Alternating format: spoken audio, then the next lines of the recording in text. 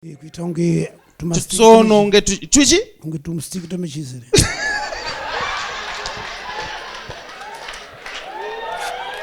Mwana ari kuramba? Ya, ari kuramba prophet. Ndine kwandakatombofamba ndakanodzurwa resa pasasi pegufwa but hapana chakabva. Mira iwoto kudzurwa. Hongu. Resa pai? Pasasi pegufwa. Kudzurwa chaiko? Kunzi dzupu? Chokwadi prophet. Papa, zviri kunetsa kaizvo papa? Zvanditambudza prophet. Because ndikutodawo mwana zvinhu zvakandiomera. But imamuna here vamwe vana imi? Ndinawo nomukadzi wandakasiyana naye 2018 akaenda kuSouth. Akatiza akaenda kuSouth? Zvese newana. But vakatowanda kai5? Ndinotenda. 5? Samukuda neuyu? Ipapa apa prophet. Muruda vana? Hongu prophet. Havaruvere maoko. Ukanzwa ndati parwero rwemaoko is a trademark. Pane zvakuitika. Ndoda kuti papa handiti taura nyaya yetsono vati vakambodzurwa tsono kutsupurwa tsono mati reza. Hongu prophet. Okay. Mama itaiso maoko enyu. Atambanze tono tambanze roko. Dai. Ero. Ndoda kuti baba mubate rukokoro wamaya. Anditika muchongofila fila kunyanya muno muchifila fila muchifila fila muchifila fila. Mondudza kuti manzwe.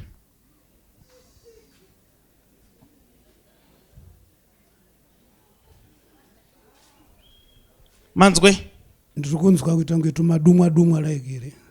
Dumwa here? Tinenge tumadumwa tu akusi uroyo ero.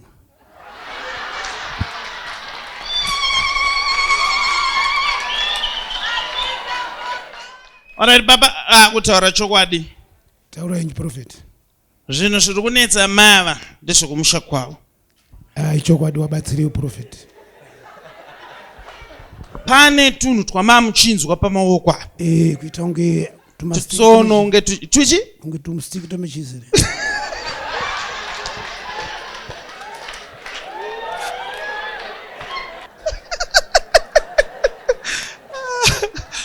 Mwari ngaatibatsire. Mwari ngaatibatsire. Alright. Saka tiri kuti tunhu itototo manje twamamuchinzwa utu. Handisanda kuda kutaura nezvazvo. Totenda. But zvandoda kutaura ndezvemumusha mani mama. Ndinotenda. Saka ndiri kuda kuzvitaura musiri kunzwa. Mungaite problem nazvo? Hazvina dambudziko. Hazvina dambudziko. Chero kundibatsira kwamuri kuita prophet hazvina dambudziko. Saka ndokwanisa kutaura navo imusiri kunzwa handiti? Hapana chakaipa. Okay. Mumwe munhu ngaenda anonditsvagirawo laptop nemaheadphones. Ndoda kuti munzwe music. But chikonzero chandiri kuita kuti muteerere music ndoda kuti musanzwe ndiri kutaura navo. Nditapirirwe zvangu handiti.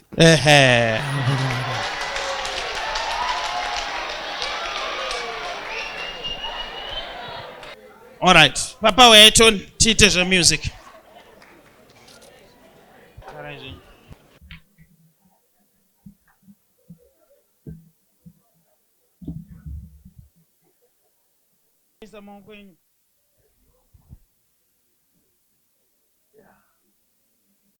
Mama.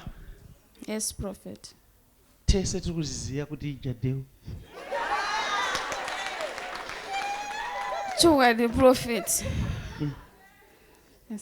Kuingomutaurirai kachokwadi uti. Sei musoda kuita vana naye? Panonetsa prophet. Why? Tangotiwo kutambawo zvimwe zvazvo. I wasn't sure kuti zvitori serious.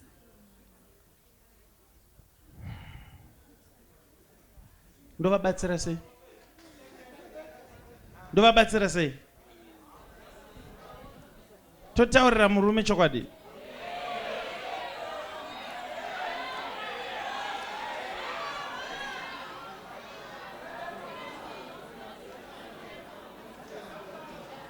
Kweme varume munotadza uzoziva mukuti tustiki twemechisi kuita sei.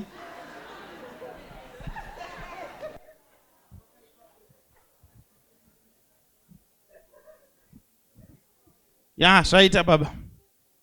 Uya. Tafamba nayo nyaya yenyu baba. Tinotenda prophet. Yanga ichinzi music manzwa mawedze kuti shepa. Nachinzwa vhangeri tafamba naro chichi tinotenda kamuroyi wati zvanga zviri right. Zvasiri right. Totenda.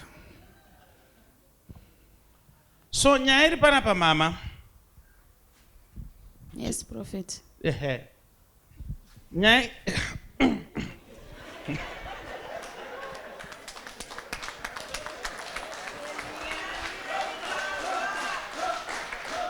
nyaya iri panapa mama ndeyekuti baba prophet ututunhu twamamuchinzwa paruoko apa tumatumwa tu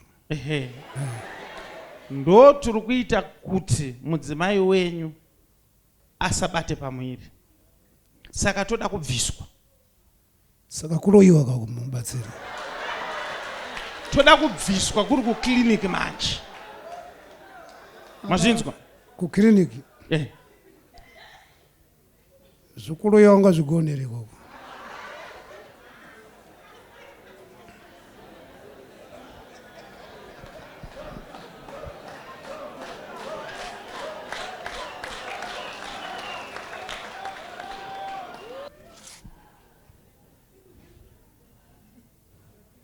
Ndezvekukliniki, zvoda kukliniki.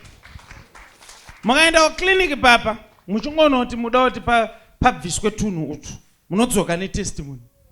Ndinotenda. Kana kuti iwo mama vanogona kuzongoenda vega futi, zvoita futi. Saka mama munosarudza zvamunoda. Kuenda mega kana kuperekedzwa nababa. Ndinoenda ndenga prophet. Chienda izvo.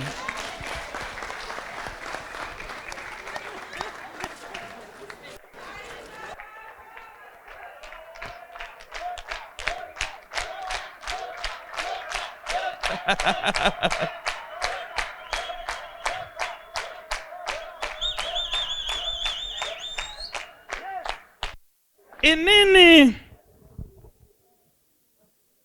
pane rimwe zita rekuti madha vakazoramba zvavo. Ndaida kuti ndikaita mwana musikana first born ndomupa zita rekuti Jadel.